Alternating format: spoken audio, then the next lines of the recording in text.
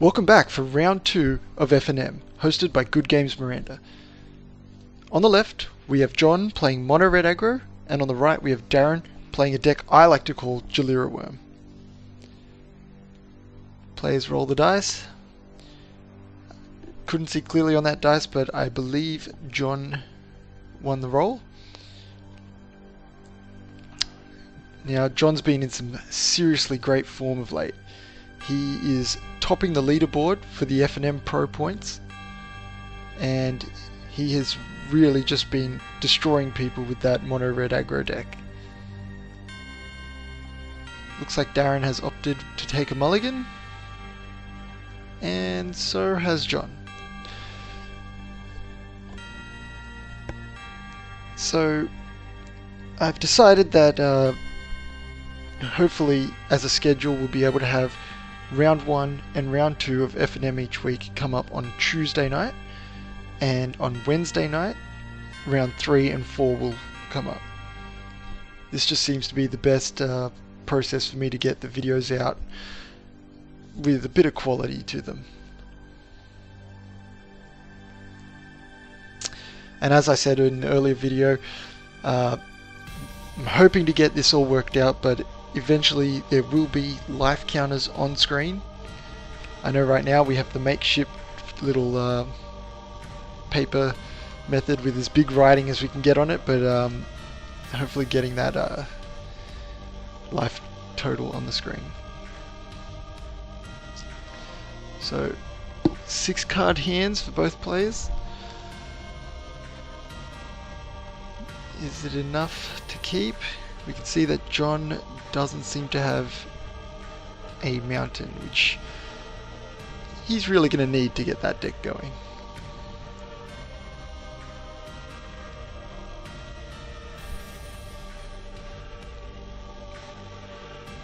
Darren seems to be happy with his hand. No mulligan as of yet. 5 cards for John. So, looks like he's got 2 lands, one of them being a mountain, so he's going to keep. And he leads off with that mountain. And a Azorius Guildgate for Darren.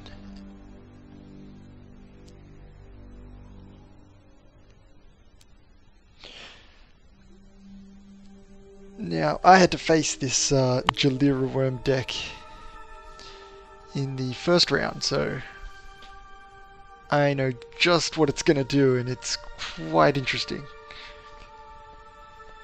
It's not often you get to see combo in our in standard, but this deck is just amazing. Not a good start for John. Not quite what the red deck wants to do in the first few turns. Play no lands, play no creatures.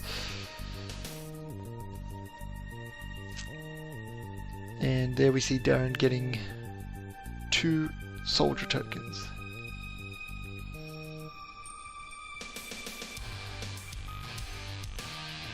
And he beats for 2.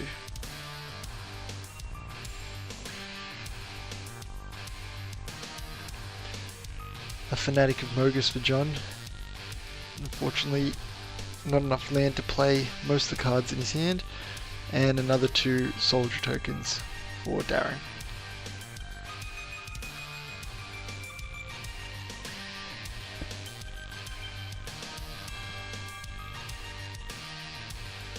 Plays an island for turn. Beating for 4. Looks like he's on the aggro line for this game. And a Brumaz comes down.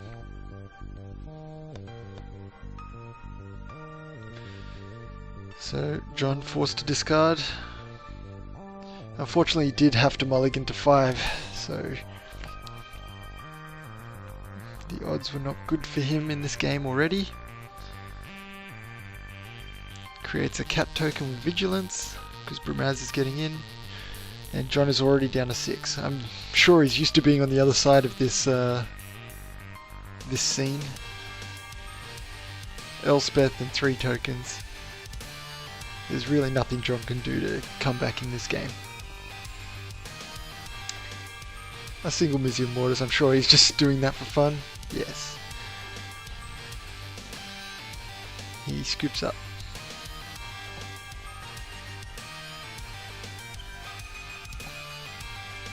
So, on to round 2. Game 2, should I say. A relatively quick first game.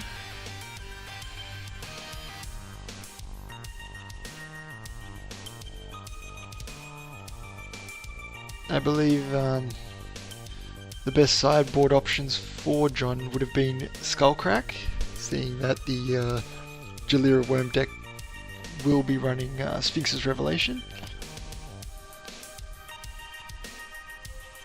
He may have decided to put those Searing Bloods in just because of the creature token generation. But so far I'm not sure John is aware of what this deck can really do. He's only seen one side of it so far.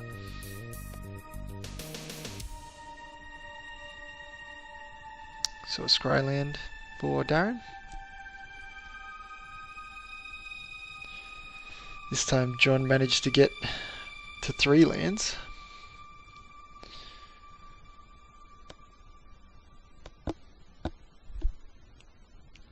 And we see an Ash Zealot coming down, and Haste letting it get in for 2.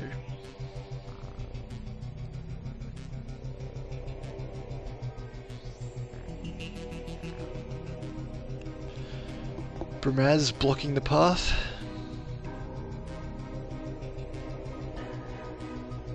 And a Burning Tree Emissary. Does he have Mizzium Mortis?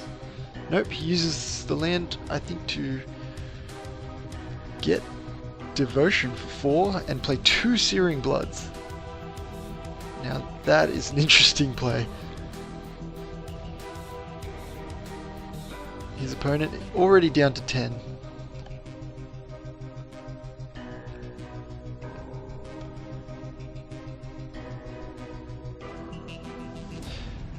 Another Brumaz. I wonder if John's got another 2 Searing Bloods.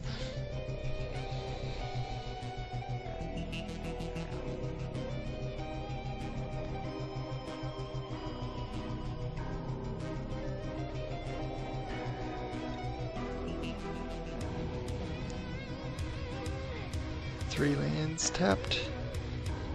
An Ash Zealot. I think he tapped for Devotion there. And a Mizzium Mortis. Looks like he's got an answer for all of the threats Darren's putting down.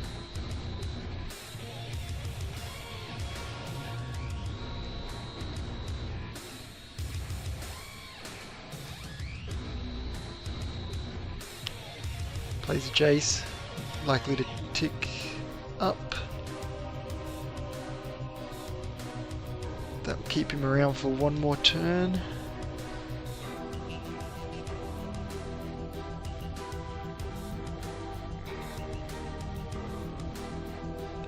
Any burn spell should get John the win here.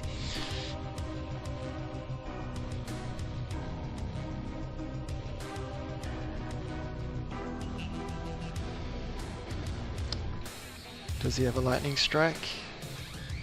He's tapping for Devotion. It's a Boros Reckoner.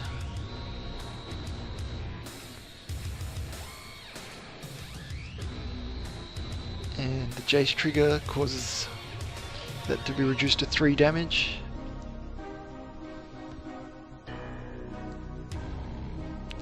Down for Jace. He really needs to hit a Supreme Verdict here.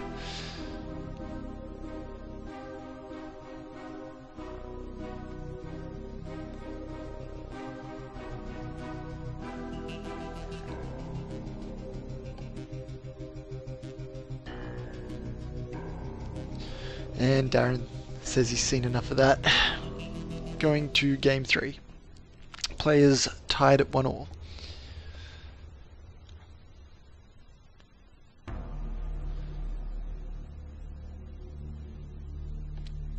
So Darren will be on the play.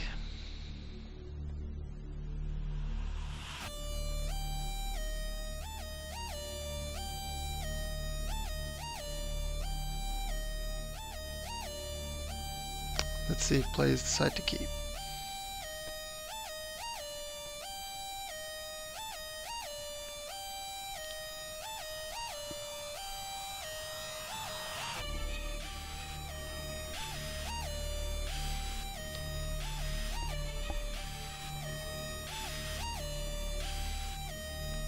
Of course, FNM is not a competitive rule, so it's okay for Darren to just be showing his hand around, discussing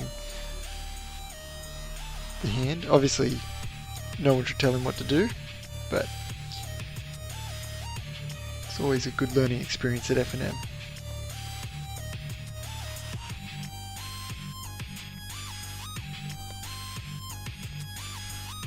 Taking a long time to decide. And looks like both players are keeping.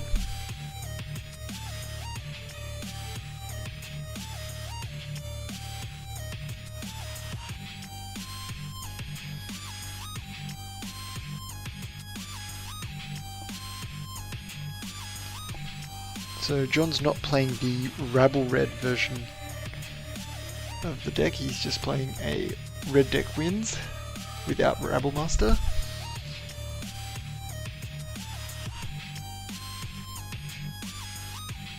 I do believe he does have a number of 1-drops, but I don't think he's played any yet.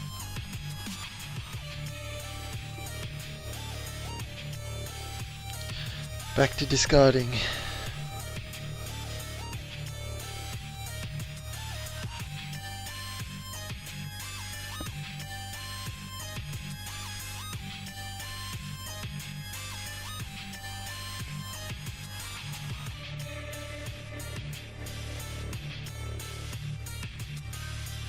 So Darren just plays a Azorius Guildgate and passes the turn back. That's not a land, so John is really behind on mana at this point.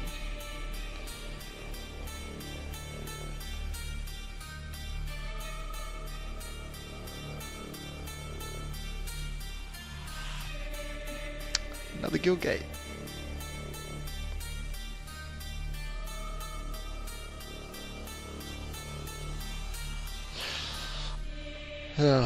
John has not gotten lucky in these games.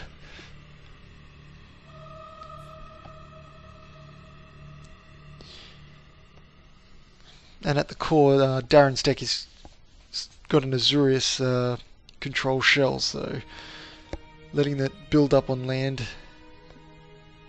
never a good thing.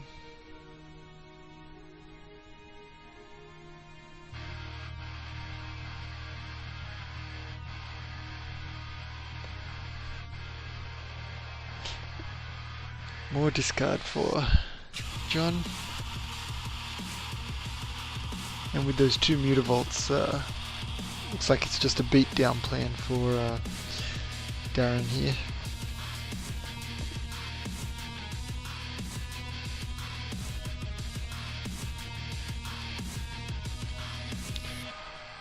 And we have Jalira, Master Polymorphist. We may actually get to see the combo go off.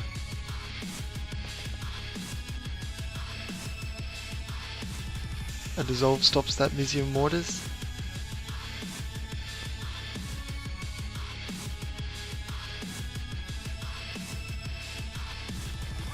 So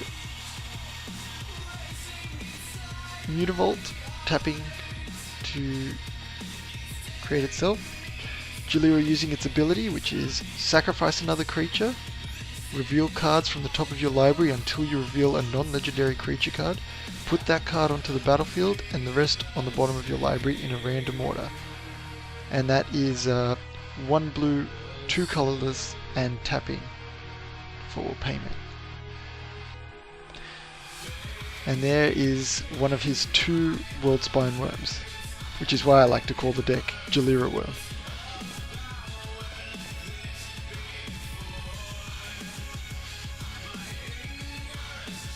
All other creatures in the deck, I've been told, are legendary. And that's the game.